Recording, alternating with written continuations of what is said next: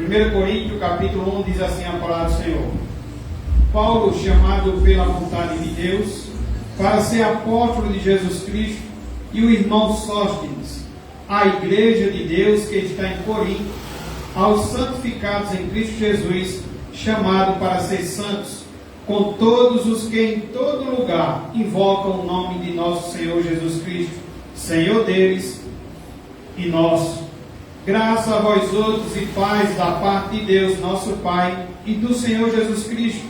Sempre dou graça a meu Deus a vosso respeito, a propósito da sua graça que vos foi dada em Cristo Jesus, porque em tudo fostes enriquecidos nele, em toda a palavra e em todo conhecimento, assim como o testemunho de Cristo tem sido confirmado em vós, de maneira que não vos falte nenhum dom, aguardando vós a revelação de nosso Senhor Jesus Cristo, o qual também vos confirmará até o fim, para seres irrepreensíveis no dia de nosso Senhor Jesus Cristo. Fiel é Deus, pelo qual fostes chamados à comunhão de seu Filho Jesus Cristo, nosso Senhor. Rogo-vos, irmãos, pelo nome de nosso Senhor Jesus Cristo, que faleis todos a mesma coisa e que não haja entre vós divisões. Antes sejais inteiramente unidos, na mesma disposição mental e no mesmo parecer.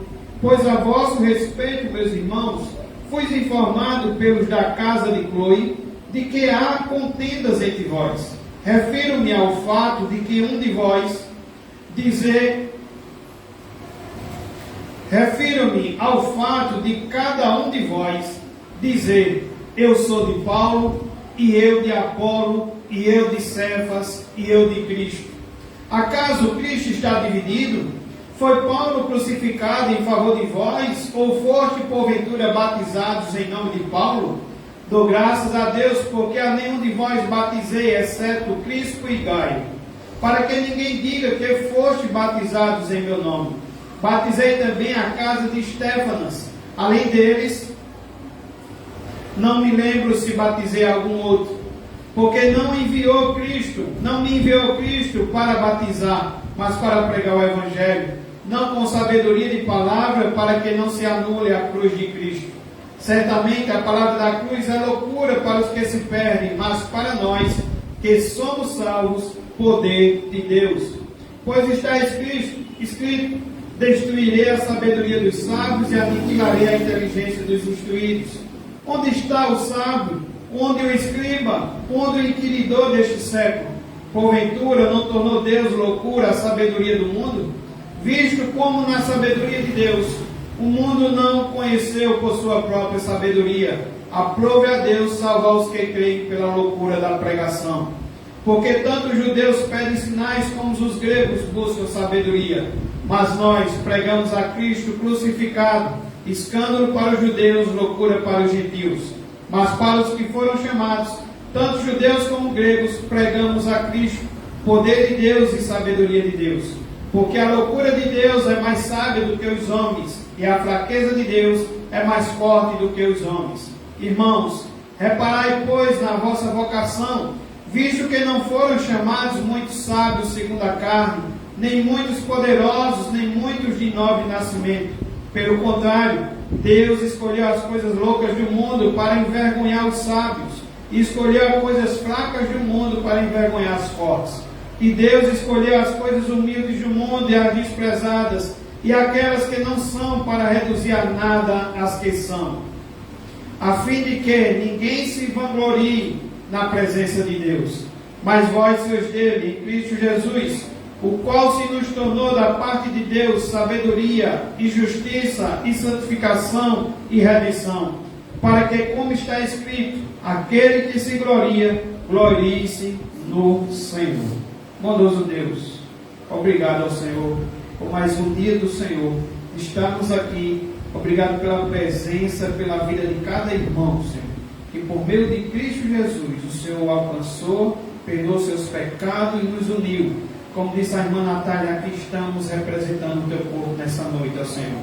Então abençoa o teu povo, a tua igreja, ilumina com o teu Santo Espírito, por meio dessa leitura que foi feita, Senhor, que é a tua palavra, que é poder de Deus. Nos ensina, nos exorta, faz aquilo que o Senhor quer nos fazer nessa noite.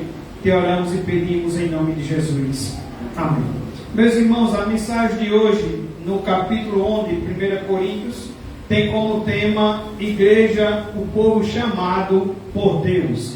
Igreja, o povo chamado por Deus. E o apóstolo Paulo plantou a igreja de Corinto no final da segunda viagem missionária. Ele passou 1 ano e 6 meses pregando a palavra de Deus naquela grande cidade. E nesse tempo ele gerou esses irmãos em Cristo. Depois Paulo foi para a cidade de Éfeso, na Ásia Menor. De lá mandou essa carta para a igreja de Corinto. Essa primeira carta certamente não foi a primeira carta que Paulo escreveu aos Coríntios. Se observarmos capítulo 5, versículo 9, Paulo diz que já em carta vos escrevi que não vos associeis com os impuros, mas nós não sabemos do paradeiro dessa carta. Essa carta que temos em 1 Coríntios é a resposta de Paulo a uma consulta que a igreja havia feito a ele. Quanto, ele diz no capítulo 7, verso 1, quanto ao que me escrevestes, então é sinal que alguém escreveu para ele, alguém o consultou daquilo que estava acontecendo na igreja. Ele diz, quanto ao que me escrevestes, é bom que o homem não toque em mulher.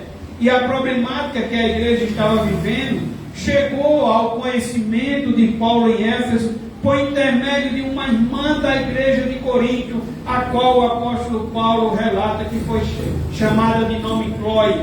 E quando Cloe visitou Paulo em Éfeso, ela levou a ele a informação de que a igreja de Corinto havia muita coisa que estava em desacordo daquilo que ele havia ensinado, pois havia na igreja divisões e contendas naquela igreja.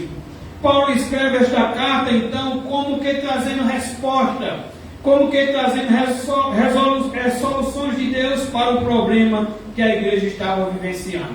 E eu quero dar início perguntando, para que entendamos um pouco sobre mais essa carta e seu contexto, eu quero começar perguntando por que Paulo resolveu plantar uma igreja em Corinto. E sabemos que Paulo era um missionário muito estratégico. Ele escolhia as cidades para as quais se dirigia com muito critério e com muito cuidado. Mas por que Paulo escolheu Corinto? Porque ele permaneceu ali 18 meses nessa cidade, como não era de costume permanecer tanto tempo. Então, irmãos, vamos levantar aqui de início algumas razões pelas quais o apóstolo Paulo escolheu a cidade de Corinto para plantar uma igreja. Em primeiro lugar, a primeira razão que vem é a razão geográfica. Corinto, meus irmãos, era uma cidade grega de grande importância. Ela ficava bem próxima de Atenas, a grande capital da Grécia e a capital intelectual do mundo. Corinto era uma cidade banhada por 2 mares, o mar Egeu e o mar Jônico. Em Corinto ficava um dos mais importantes portos da época, o porto de Quenquecéria. Portanto, a cidade de Corinto recebia gente de várias partes do mundo todos os dias. Era uma cidade onde pessoas de diversas culturas fervilhavam pelas ruas e praças diariamente. Uma cidade de intenso intercâmbio cultural. Corinto era uma cidade cosmopolita. O mundo inteiro estava dentro dela. Então, meus irmãos, evangelizar Corinto era um plano estratégico do apóstolo Paulo, pois o evangelho, a partir de Corinto, poderia se espalhar e alcançar o mundo inteiro. Essa é uma das estratégias do apóstolo Paulo, que ele encontrou nessa cidade, a razão geográfica. Em segundo lugar, a razão social. Corinto era uma grande e importante cidade, era uma cidade riquíssima, em virtude do seu intercâmbio comercial com outras cidades importantes do mundo. Todo o tráfico da Grécia passava por Corinto. A maior parte do comércio entre o Oriente e o Ocidente do Mediterrâneo optava passar por aquela cidade. A cidade de Corinto, ela em 146 a.C., ela foi totalmente arrasada, destruída pelos romanos e ficou coberta pelas cinzas do opróbrio e do abandono por 100 anos. Somente por volta do ano 46 a.C. é que César Augusto o reconstruiu. Então, meus amados, quando Paulo chegou a Corinto, ele já chega a uma cidade nova. A psicologia da religião sinaliza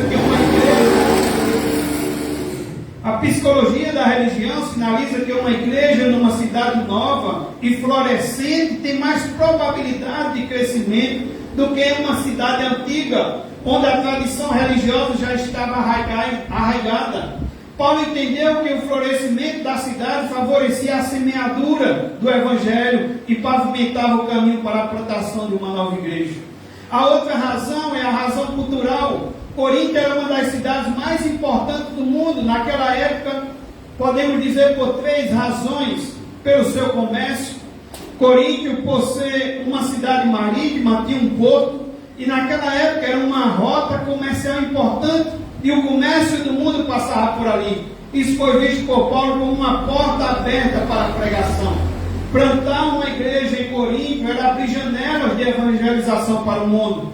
Pessoas estavam entravam e saíam de Corinto todos os dias. Essa cidade fazia conexão com o mundo inteiro. Então Paulo entendia que o maior produto a ser exportado naquela cidade cosmopolita era o Evangelho de Cristo. Outro motivo de razão cultural, além do comércio, é pela sua tradição esportiva. Corinto era também uma cidade importantíssima na área dos esportes. A prática dos Jogos Istmicos de Corinto só era superada pelos Jogos Olímpicos de Atenas. Corinto era uma cidade que atraía gente do mundo inteiro para a prática esportiva. Ali a juventude fervilhava e a cidade pulsava vida. Então Paulo entendeu que aquela era uma cidade que precisava ser alcançada pelo Evangelho da graça de Deus. Ainda na cultura, pela sua razão cultural, Corinto era uma cidade altamente intelectual. O principal hobby da cidade era ir às praças e ouvir os grandes filósofos e pensadores exporem suas ideias. Era uma cidade que transpirava cultura e conhecimento. Paulo entendia que o Evangelho poderia chegar ali e mudar a cosmovisão daquela cidade. Ainda, meus irmãos, uma quarta razão porque Paulo escolhe Corinto para plantar uma igreja, é a razão moral. Embora Corinto fosse uma cidade acentuadamente intelectual, era ao mesmo tempo profundamente depravada moralmente. Talvez Corinto tenha ganhado a fama de ser uma das cidades mais depravadas da história antiga. A palavra para o linguajar já dos gregos, o idioma do grego, que identificasse viver como um coríntio, significava alguém que vivia bêbado e na corrupção moral. Então, viver como um coríntio era alguém que vivia bêbado e na corrupção moral. A nova moralidade de hoje, meus irmãos, que estamos vendo, nada mais é do que a velha moralidade travestida com roupagem um pouquinho diferente. A cidade de Corinto era corrompida por algumas razões. Primeira razão, a prostituição. Em Corinto se confundia religião com prática sexual.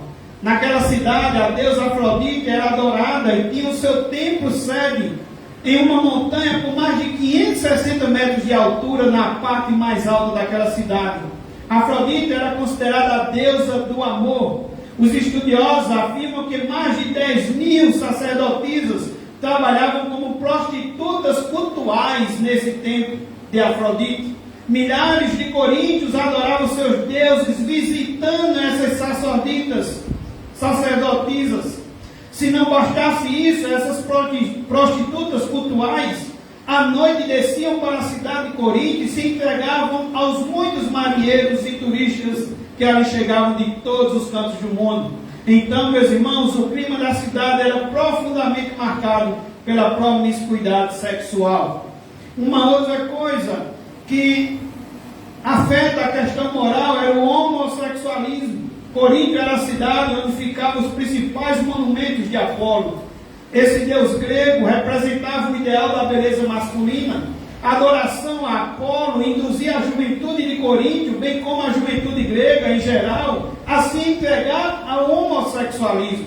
Talvez Corinto fosse o centro homossexual do mundo naquela época. Se você quer ter uma vaga ideia do que significava Corinto, lembre-se que Paulo escreveu sua carta aos romanos desta cidade. E parece que quando Paulo escreve Romanos capítulo 1, parece-nos que ele está abrindo a janela da sua casa e olhando para a cidade de Corinto. A cidade estava entregue às práticas homossexuais sem nenhum pudor.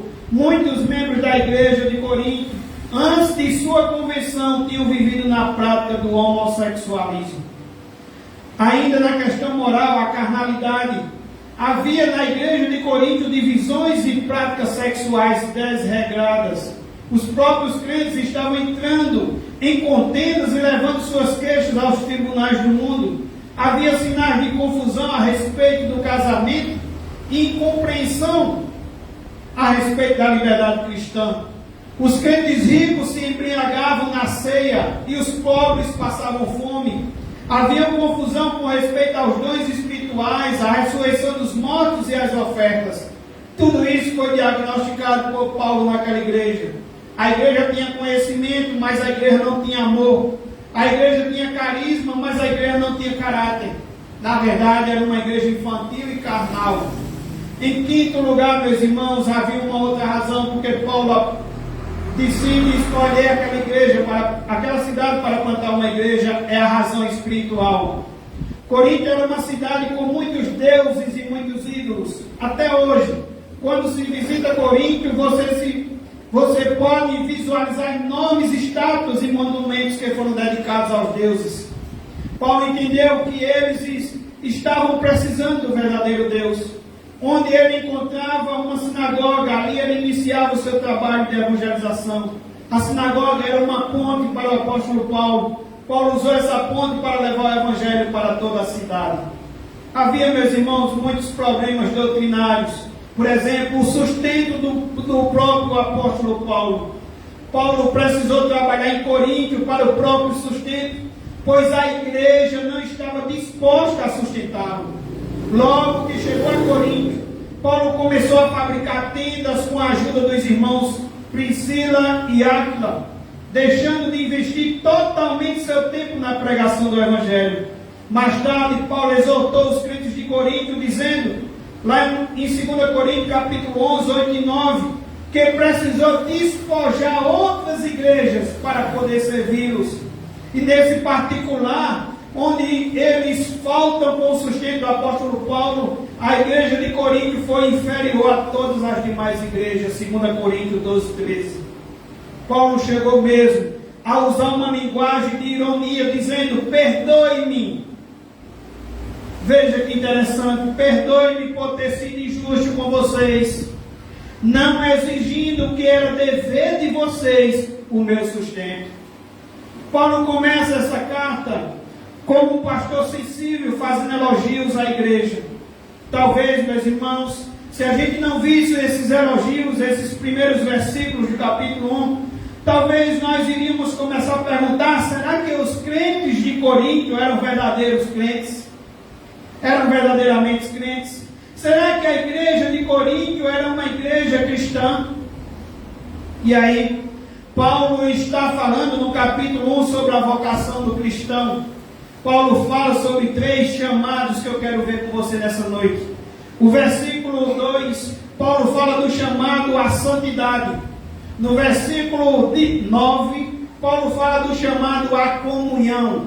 E no versículo 29, Paulo fala do chamado para glorificar a Deus. Então, os irmãos, a vocação dos irmãos é, em primeiro lugar, a santidade. Deus vos chamou à santidade. Deus chama a sua igreja à santidade. Deus chama o seu povo à santidade. No versículo 2. Temos o chamado à comunhão, no versículo 9. Achei muito interessante na oração da irmã Natália, onde ela citou que aqui estamos unidos, representando o corpo de Cristo. E temos esse convite de, como corpo de Cristo, vivemos em santidade e chamados a vivermos em comunhão. E terceiro, somos chamados a glorificar a Deus, no versículo 29. Então convido você ao primeiro ponto, a continuar com sua Bíblia aberta e vá acompanhando do versículo 1 ao versículo 9. A primeira lição que entendemos nessa noite, meus irmãos, é que a igreja, e você, nós somos a igreja. Nós somos o corpo de Cristo. É claro que aqui é uma representação, e daqui a pouco vamos ver isso. Mas a igreja é um povo chamado à santidade. Em primeiro lugar, a igreja é um povo separado por Deus e para Deus. Olhem sua Bíblia no versículo 2, onde ele diz: a igreja de Deus que está em Corinto, aos santificados em Cristo Jesus. Meus irmãos, a palavra grega para a igreja significa que o povo foi chamado para fora. A igreja é o povo tirado do mundo e separado para Deus, para uso e propósitos sagrados. Então vocês foram separados para Deus. Vocês pertencem a Deus, vocês foram separados para Deus, vocês foram tirados do mundo perverso, mau, pervertido, depravado, que está nas trevas, para o serviço sagrado a Deus.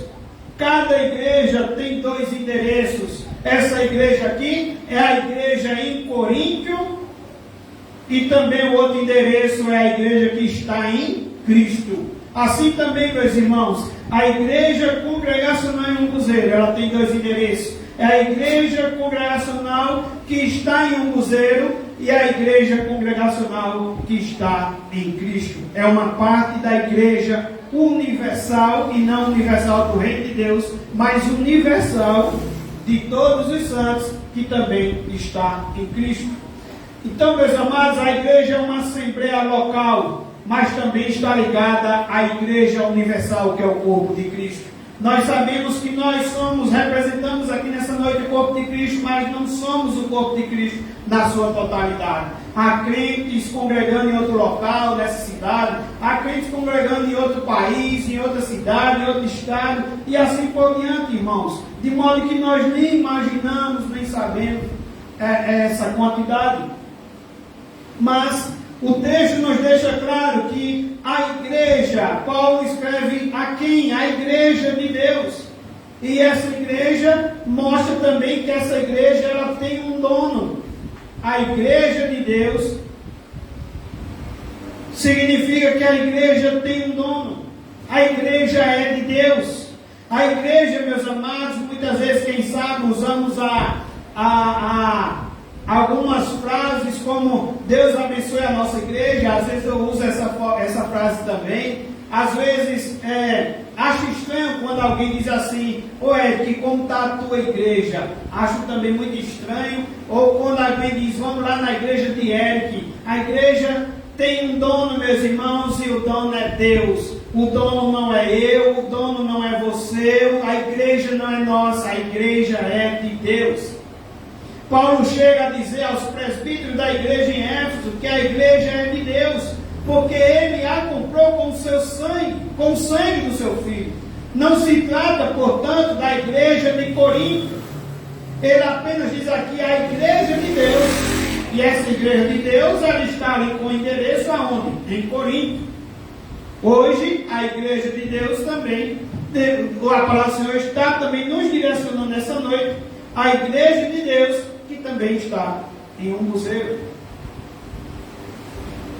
A igreja de Deus que está em Corinto, ele deixa claro que a igreja tem um dono.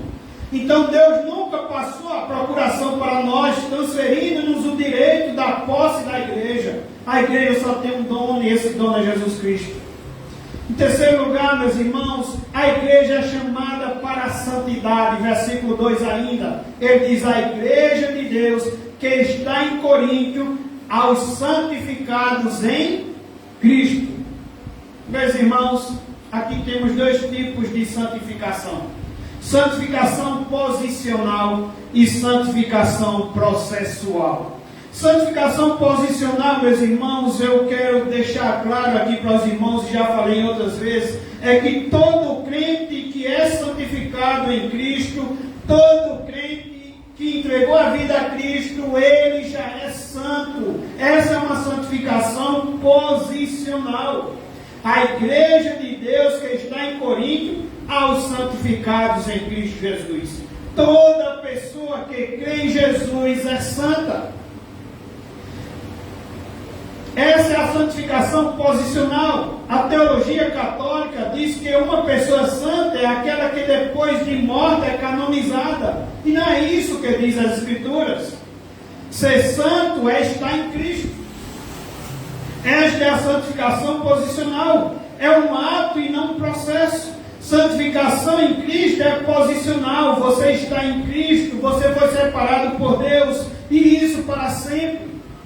A outra santificação é a santificação processual, quando ele diz aos santificados em Cristo Jesus, chamados para ser santos. Meus irmãos, parece um pouco contraditório, pois se já é santo, se já tem a santificação posicional, então por que ser chamado para ser santo? Se já foi dito aqui nesta noite que todos que entregam a vida a Jesus Cristo já é santo, porque ainda somos chamados para sermos santos. É que a primeira santificação, como eu já lhe disse, é posicional e a segunda é processual. Quem está em Cristo é chamado para andar com Cristo. Então não é somente entregar a vida a Jesus Cristo, é andar também com Cristo. É aprender também com Ele, que é manso e humilde de coração. Quem está em Cristo precisa ser transformado contínua e progressivamente à imagem de Cristo. Essa é a santificação processual. E essa santificação processual é progressiva. E ela só terminará quando Jesus Cristo voltar. Em quarto lugar, a igreja é uma família universal. Pertencer à igreja de Deus é um fato maravilhoso. Diz o apóstolo Paulo, ainda no versículo 2, ele diz: com todos os que em todo lugar invocam o nome de nosso Senhor. Com todos. A igreja de Deus que está em Corinto, aos santificados em Cristo, chamados para ser santos, com todos os que em todo lugar invocam o nome de nosso Senhor. É um grave erro teológico olharmos para o nosso grupo, para a nossa igreja local, para a nossa denominação e temos a pretensão, a vaidade, a petulância de acharmos que nós somos os únicos salvos e os únicos que herdarão o céu. Fomos chamados para ser santos com todos os que em todo lugar invocam o nome do Senhor. A igreja de Deus é maior do que a nossa igreja local. A igreja de Deus é maior do que a nossa denominação. Ela é composta por todos aqueles que invocam o nome do Senhor em todo lugar e em todo tempo. A igreja de Deus é universal. Se você está em Cristo, pertence a uma família que está espalhada por todo o mundo. É esse o sentido de universal. Jesus não é propriedade exclusiva de nenhuma igreja local. Paulo está dizendo ainda no versículo 2, Senhor deles, os que invocam o nome do Senhor Jesus Cristo e nosso. Ou seja, Jesus Cristo não é propriedade exclusiva de igreja nenhuma, é Senhor deles e Senhor nosso. É Senhor nosso e é Senhor deles. Nenhuma igreja pode ter a exclusividade na apropriação de Jesus Cristo. Em quinto lugar, a igreja é um povo enriquecido pela graça de Deus. A igreja não é apenas separada por Deus e para Deus, mas também é enriquecida pela graça de Deus. Diz o apóstolo Paulo: sempre dou graça, versículo 4 ao 6, sempre dou graças a meu Deus a vosso respeito, a propósito da sua graça que vos foi dada em Cristo Jesus, porque em tudo fostes enriquecidos nele. A palavra aqui, meus irmãos, para enriquecido, refere-se a uma pessoa muito rica. O crente não é uma pessoa pobre, ele é uma pessoa muito rica. Paulo diz em Efésios: bendito Deus e Pai de nosso Senhor Jesus Cristo, que nos tem abençoado com toda sorte de bênçãos espirituais nas regiões celestes em Cristo. Agora, Paulo está dizendo que os crentes em Corinto foram enriquecidos em toda a palavra, em todo conhecimento, com todos os dons espirituais. Quando somos salvos, recebemos dons espirituais. A igreja de Corinto era uma igreja rica na palavra, no conhecimento e na capacitação dos dons. Tinha todos os recursos para realizar a obra de Deus. Tinha tudo isso. E tudo isso deveria motivar a igreja a uma vida de santidade. Meus irmãos, ainda sendo um povo chamado à santidade, em sexto lugar, a igreja é o povo que espera a segunda vinda de Cristo, versículo 7. Ele diz: de maneira que não vos falte nenhum dom. E continua dizendo: aguardando vós a revelação de nosso Senhor Jesus Cristo. Aguardando vós a revelação de nosso Senhor Jesus Cristo.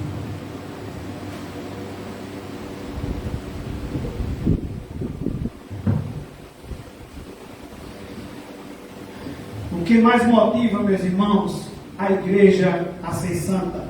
O que mais pode me motivar a ser santo? O que mais pode me motivar a ser santo? Paulo diz que é a expectativa da volta de Jesus. A expectativa da volta de Cristo leva a igreja a se santificar. Quando o crente aguarda Jesus, quando ele vive nessa expectativa de que Jesus vai voltar, ele se santifica. Quando eu li isso aqui, a primeira coisa que vinha na minha mente era Hebreus 10. Hebreus 10, versículo 24, 25, um dos textos que eu sempre gostei de citar aqui para os irmãos. Principalmente quando eu não vejo os irmãos congregando, ou faltando dia de semana, e principalmente o domingo. Hebreus 10, 24, 25. Consideremos-nos também uns aos outros, para nos estimularmos ao amor e às boas obras. Se somos a igreja de Cristo, se somos parte dela, se nos reunimos nesse local, precisamos vir, porque precisamos viver essa comunhão, essa unidade. Precisamos vir, porque precisamos considerar uns aos outros. E ele diz, versículo 25, sim, considerar uns aos outros para estimular o amor e as boas obras. Versículo 25, não deixemos de congregar-nos como é costume de alguns, antes façamos admoestações. Ele faz o convite para não deixarmos de congregar. Também deixa claro que já era costume de alguns deixar de congregar. E ele diz que nós não devemos fazer isso. E o motivo porque a gente deve aumentar esse cuidado e não fazer isso, está na frente. Quanto mais vezes que o dia se aproxima, é a expectativa da vinda de Jesus Cristo. Deve fazer com que você caia mais de joelhos e ore. Deve fazer com que você se pergunte: por que eu não estou orando mais? Senhor, porque quando eu oro eu não estou chorando mais? Senhor, por que eu não choro pelos meus pecados? Senhor, por que eu não choro pelo pecado dos outros? Senhor, porque eu não tenho evangelizado? Senhor, porque eu não tenho anunciado? Senhor, porque eu tenho ido pouco à igreja? Meus irmãos, o crente, com a expectativa da volta de Cristo, quando ele tem essa expectativa, quando ele tem essa certeza, ele se santifica. Não deixe de congregar, quanto mais vezes que o dia se aproxima. O apóstolo João diz que aquele que tem essa esperança se santifica, se torna puro como Jesus é puro. Uma pessoa que perde de vista a verdade sobre a segunda vinda de Cristo tem a tendência de cair no marasmo, na mesmice e se descuidar da sua vida espiritual. Nós deveríamos estar com os olhos elevados, aguardando a volta do Senhor Jesus Cristo. Quando o crente aguarda a vida de Cristo, ele vive uma vida santa. Em último lugar, pensando ali no primeiro ponto sobre um povo chamado a santidade. Em sétimo lugar, a igreja é um povo que tem dependência da fidelidade de Deus. Versículo 8 e versículo 9.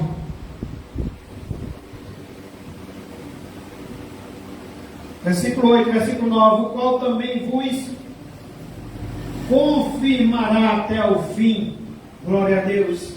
É Ele quem nos confirmará até o fim. É Ele quem vai fazermos perseverar até o fim. Ele diz: o qual também vos confirmará até o fim, para seres irrepreensíveis no dia de nosso Senhor Jesus Cristo. Fiel é Deus, pelo qual foste chamados à comunhão de seu Filho Jesus Cristo, nosso Senhor. Paulo diz que a fidelidade de Deus deve nos levar a uma vida de santidade. Nos versículos 8 e 9, lemos que Jesus Cristo também nos confirmará até o fim, para sermos irrepreensíveis no dia de nosso Senhor Jesus Cristo. Louvado seja Deus. A nossa salvação depende, meus irmãos, da fidelidade de Deus, e glória a Deus. A perseverança dos santos, a segurança e a certeza da salvação não estão firmados em nossas mãos. Em última instância, quem persevera é o próprio Deus, pois aquele que começou a boa obra em nós há de completar até o dia de Cristo Jesus. Paulo diz que é o próprio Jesus quem nos confirmará até o fim. E bom, meus amados, é saber que a nossa vida está nas mãos de Cristo Jesus. E das suas mãos ninguém pode nos tirar.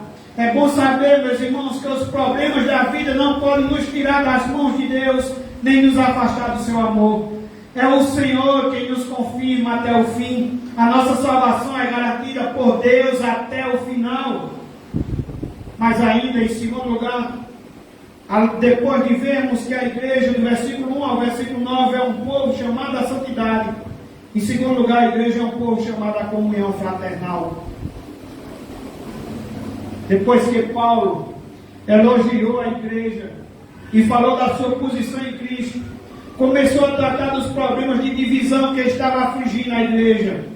A igreja lidou, meus irmãos, desde o início com as tensões provocadas pelas divisões. Estamos vivendo uma época fatídica nesse sentido, onde tantas igrejas têm se dividido. As pessoas não têm mais compromisso com a verdade nem com a aliança de amor. Elas firmam um compromisso hoje e amanhã já estão desfazendo esse pacto. Há um estudioso que diz que lamenta que o triste é que os membros insatisfeitos muitas vezes têm um pensamento ingênuo de que outra igreja na região seria uma opção um pouco melhor. Dessa inquietação surge o hábito comum de troca-troca de igrejas. E Paulo, para combater essas divisões na igreja, Paulo vai fazer 3 perguntas. Primeira pergunta, versículo 10 ao 13, ele deixa bem claro que a pergunta dele é: está Cristo dividido? Essa é a pergunta para combater a divisão dentro da igreja. Está Cristo dividido? Paulo não prega um Cristo, Apolo não estaria pregando outro Cristo, Pedro não estaria pregando outro Cristo ainda. Existe apenas um Salvador e um Evangelho. Acaso está Cristo dividido? Paulo diz que as divisões na igreja são absurdas, porque elas estão levando os crentes a pensar que Paulo está pregando Cristo. Elas levam a pensar que Apolo estaria pregando outro e que Pedro estaria ainda pregando outro Cristo. Há somente um Salvador, há somente um Evangelho. A igreja de Corinto começou a se dividir internamente. Por quê, meus irmãos? Porque em vez da igreja influenciar o mundo é que estava influenciando a igreja. O que estava acontecendo? A sociedade de Corinto estava multifacetada com as suas ideias, líderes, filósofos e pensadores. Quando as pessoas iam às praças e ouviam um pensador, filósofo, eles diziam: eu sou partidário de fulano de tal. Outra afirmava: eu sou seguidor de filósofo tal. E outra ainda dizia: eu sou seguidor do pensador tal. E essa influência mudando entrou na igreja. É muito triste quando o mundo invade a igreja. A igreja estava seguindo um modelo mudando. E que modelo era esse? Era o culto à personalidade. A igreja evangélica brasileira vive o pecado do culto à personalidade. Pregadores e cantores são vistos e tratados como astros, como atores que sobem no palco para dar um show. Essa atitude é um sinal evidente de imaturidade e decadência espiritual. A primeira carta de Paulo aos Coríntios nunca foi tão atual, meus irmãos, quanto hoje. Muitas igrejas atualmente deixam de olhar para a mensagem para enaltecer o mensageiro. Precisamos ressaltar que o mais importante não é o mensageiro, o mais importante é a mensagem. Paulo precisa perguntar à igreja de Corinto: quem é Paulo? Quem foi Apolo? simplesmente servos por meio de quem vocês creram. Um plantou, o outro regou, mas o crescimento veio de Deus. Paulo diz à igreja: não coloque atenção em vocês, não coloque atenção em líderes humanos, não ponha o pastor de vocês num pedestal, não coloque um homem numa posição em que ele não possa estar. Só Jesus Cristo deve ser exaltado na igreja de Deus. E todas as vezes que a igreja começa a dar mais importância ao pregador, ao pastor, ao mensageiro, que a própria mensagem, ela está prestando culto à personalidade, e isto é pecado. Eles tiraram os olhos do Senhor e os colocaram nos servos do Senhor, e isso levou à competição, à divisão. Paulo precisou dizer à igreja que o culto à personalidade é reflexo de dois pecados. Lá no capítulo 3, do versículo 1 ao 3, ele diz: olha, existe a infantilidade espiritual e carnalidade. Paulo enfatiza que eles eram crianças e também carnais, pelo fato de estarem seguindo os homens, a homens. Paulo cuida do assunto também de forma transparente quando o assunto chega até ele. Muitas vezes, irmãos, quando queremos tratar dos problemas da igreja, não tratamos de maneira semelhante. Paulo ficou sabendo das contendas da igreja, ele informou a igreja sobre o problema e deu o nome de quem lhe trouxe o problema. Às vezes as pessoas querem trazer os problemas e dizem: olha, fulano disse, fulano está dizendo, ciclano disse. Hoje é comum ouvir comentários assim: tem alguém dizendo isso ou aquilo na igreja. Outros dizem: o pessoal anda comentando isso e aquilo. Há ainda aqueles que comentam: algumas pessoas estão descontentes. Paulo agiu diferente. Ele disse que os irmãos da casa de Cloe o informaram que estava acontecendo divisão dentro da igreja. Essa transparência neutraliza, meus irmãos, a maledicência dentro da igreja. Quando as coisas são trabalhadas em um ambiente de abertura e de transparência, o mal é tratado e resolvido sem deixar feridas, mágoas e ranços. Depois de apontar o problema, Paulo roga aos irmãos que em nome de Jesus falem a mesma coisa, que não haja entre eles divisões. E a palavra divisão aqui, meus irmãos, tem o significado de rasgar um tecido. O que Paulo está dizendo é que havia na igreja algo como um tecido rasgado. É isso que eles estavam fazendo, rasgando a igreja. O apóstolo ordena à igreja: antes sejais inteiramente unidos na mesma disposição mental e no mesmo parecer.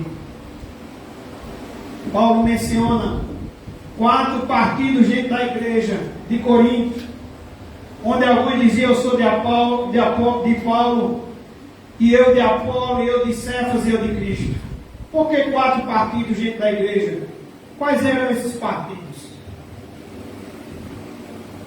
Meus irmãos, o primeiro partido, nós estamos num tempo político, mas o primeiro partido, não confunda com político, era o PLP, Partido Liberal de Paulo. O Partido Liberal de Paulo era certamente o partido dos fundadores da igreja. Embora os crentes de Corinto tivessem tido muitos preceptores, foi Paulo que os levou a Cristo. Paulo foi o evangelista e o fundador da igreja. Ele ganhou cada um deles para Cristo. Então, certamente, aqueles primeiros membros da igreja começaram a dizer: não, Paulo foi quem começou tudo por aqui, ele foi o fundador da igreja, nós fomos os pioneiros dessa igreja e nós estamos ligados a ele. Nós somos do partido de Paulo, Partido Liberal de Paulo, PLP.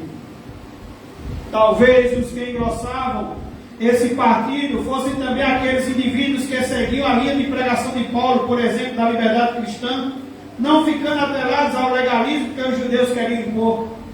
É interessante, meus irmãos, que o partido seguidor de Paulo contraria e desobedece aos próprios ensinamentos de Paulo.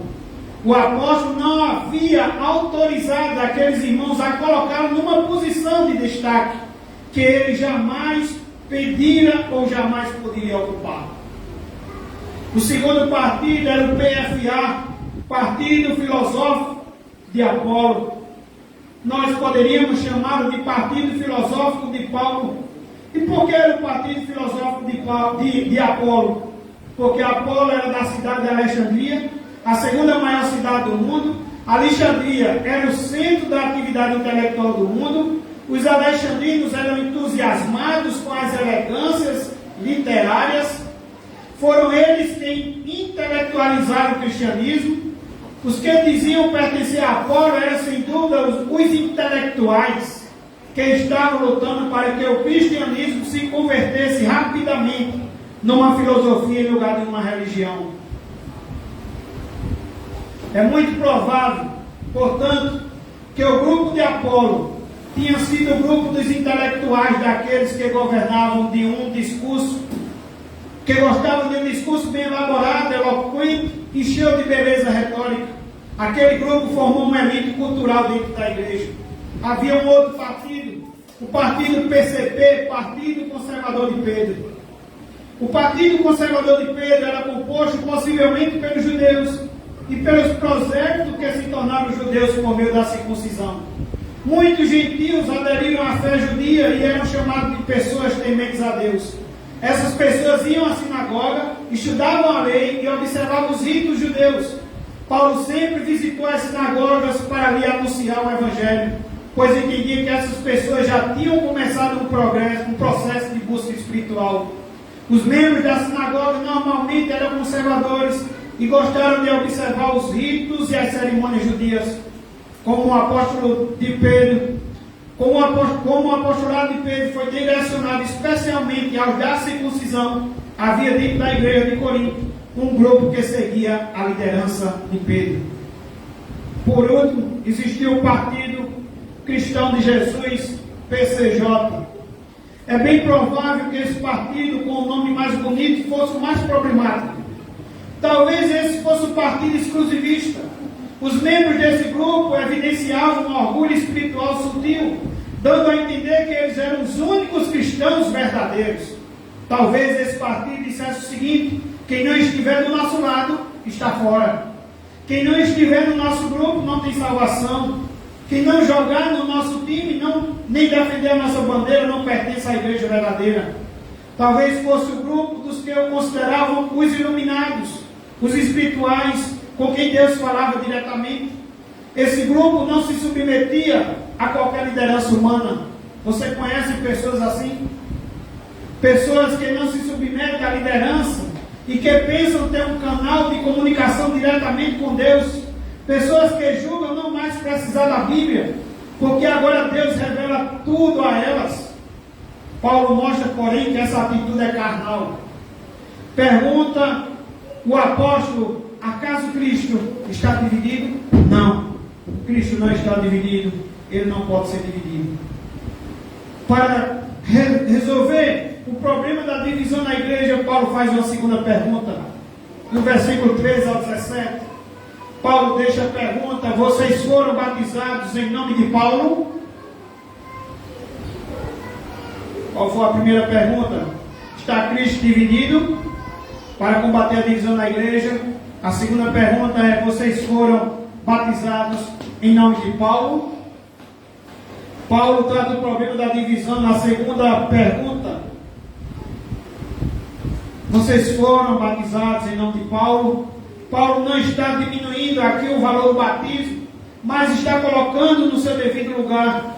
Os coríntios estavam dando ênfase exagerada ao batismo. O que estava acontecendo na igreja de Corinto é que os irmãos que haviam sido batizados por Paulo se enchiam de vaidade, desprezavam e humilhavam os outros cristãos e julgavam ainda ser melhor do que eles. Ninguém se torna mais espiritual pelo fato de ter recebido o rito do batismo por este ou por aquele pastor. Essa mentalidade é infantil.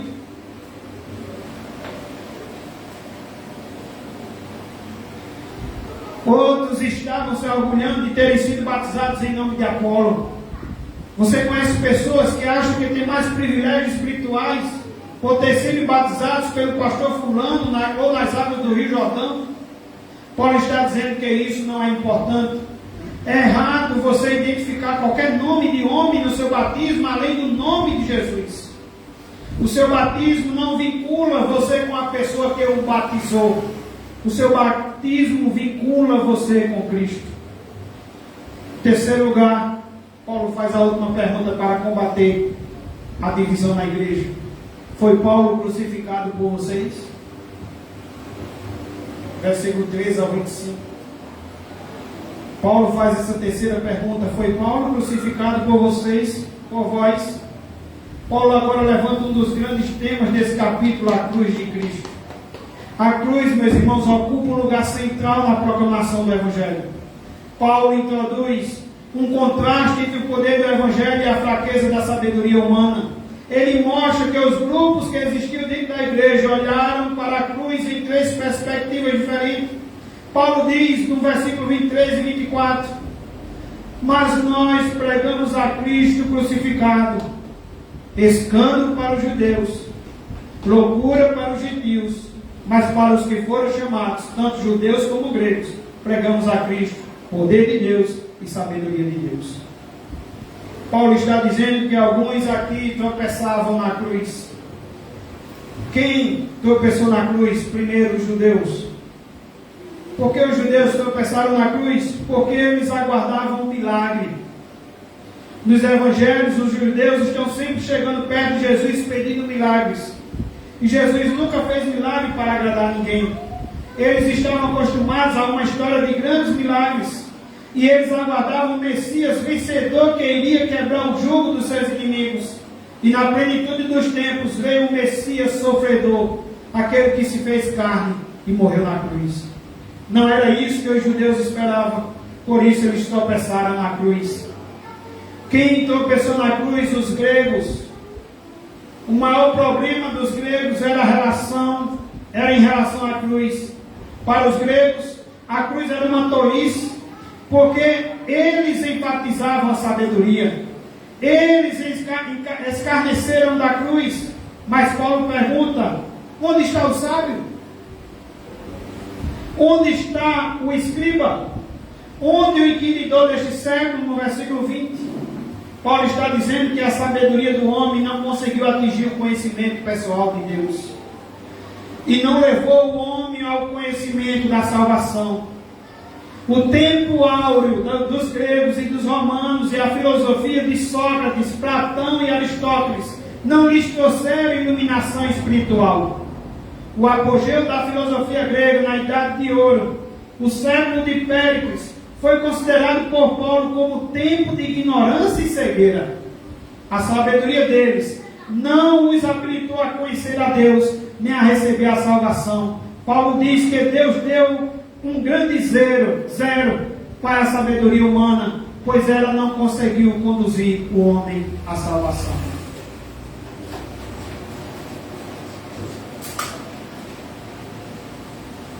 Meus irmãos, Paulo fala para os judeus e para aqueles que estão querendo milagres, que Jesus é o maior milagre. Ele é o poder de Deus. Paulo olha para os gregos que estão buscando sabedoria e diz: Jesus é a sabedoria de Deus. Jesus é quem revelou Deus. Jesus é a síntese da sabedoria. Nele estão escondidos todos os tesouros da sabedoria. A sabedoria de Deus está, meus irmãos, no Evangelho. Em último lugar, eu quero concluir trazendo a última lição para os irmãos. A igreja, já foi dito nesta noite, que é um povo chamado para a santidade. Em segundo lugar, a igreja é um povo chamado à comunhão fraternal. E em último lugar, a igreja é um povo chamado para glorificar a Deus. Versículo 26 ao 31. O grande problema dos crentes de Corinto é que eles tinham a tendência de ser orgulhosos. E às vezes se ufanavam de coisas que deveriam fazê-los chorar. Os coríntios tinham a tendência de ficar inchados de orgulho, mas o Evangelho não deixa espaço para a soberba ou para a vaidade. Como Paulo lida com essa questão? Em primeiro lugar, versículo 26. Paulo relembra os crentes de Corinto que eles haviam sido. O que é que diz o versículo 26? Paulo relembra a eles que eles haviam sido. Irmãos, reparai, pois, na vossa vocação, visto que não foram chamados muitos sábios segundo a carne, nem muitos poderosos, nem muitos de nobre nascimento. Eles estavam cheios de vaidade. Paulo corrige o problema da vaidade humana, mudando o foco dessa vaidade para a glorificação do nome de Deus. O Senhor chamou-os não por causa de quem eles eram, mas a despeito de quem eles eram. Eles eram terríveis pecadores, capítulo 6, versículo 9 ao 10 vai dizer isso. Paulo os coloca no seu devido lugar. Em segundo lugar, Paulo relembra aos crentes de Corinto o motivo de que Deus os chamava. Paulo lembra os coríntios a razão de Deus tê-los chamado. Paulo está dizendo que Deus escolheu as coisas loucas do mundo para envergonhar os sábios, e escolheu as coisas fracas do mundo para envergonhar as fortes. E Deus escolheu as coisas humildes do mundo e as desprezadas, e aquelas que não são, para reduzir a nada as que são, a fim de que ninguém se glorie na presença de Deus. Versículo 27 ao 29. Meus irmãos, somos um povo chamado para glorificar Deus. E sendo assim, Paulo lembra a eles de quem eles eram, de onde eles haviam saído. Paulo relembra aos crentes de Corinto o motivo que Deus havia os chamado. Que Deus escolhe o tolo, o fraco, o humilde, o desprezado, para ressaltar o orgulho do mundo e a sua necessidade de graça. O mundo perdido admira o berço de ouro, o status social, mas nenhuma dessas coisas pode nos recomendar a Deus ou nos garantir a vida eterna. O que é, meus irmãos, que as pessoas do mundo dão valor? Elas dão valor ao berço, de onde nasceu, ao nome da família, ao lugar onde a pessoa mora, à faculdade que ela cursou, à posição que a pessoa ocupa na sociedade. São estas coisas que o mundo ama e valoriza. E Paulo diz que Deus não dá valor a nada disso, pois Deus escolhe as coisas que não são para envergonhar as que são. Deus não permite que ninguém se vanglorie na sua presença. Em terceiro lugar, Paulo relembra aos crentes de Corinto a herança deles em Cristo. Diz o apóstolo, versículo 30 e 31, mas vós sois dele em Cristo Jesus. Jesus se tornou da parte de Deus sabedoria e justiça e santificação e redenção. Jesus, meus irmãos, é a sabedoria de Deus e nossa sabedoria. É Ele quem abre a cortina para entendermos a vida.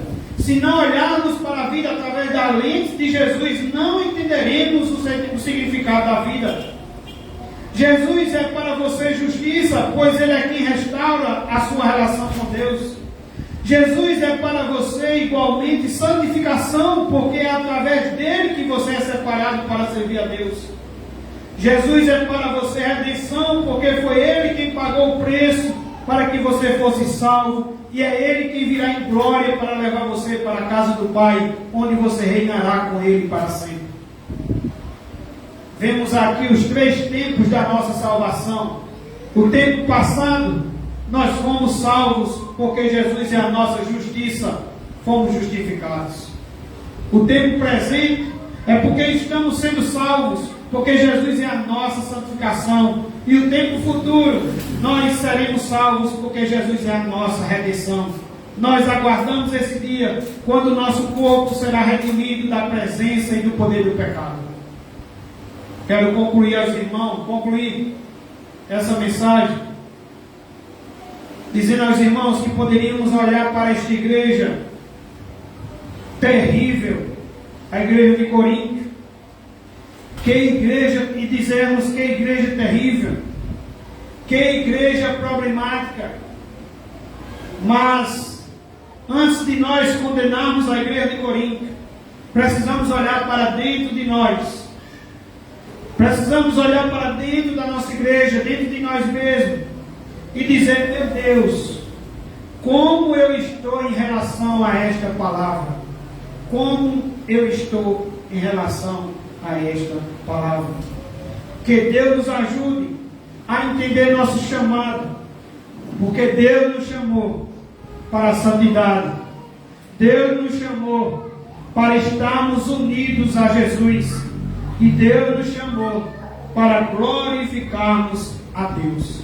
Se alguém tiver de se gloriar, glorie-se nisto, em conhecer a Deus e fazer a sua vontade.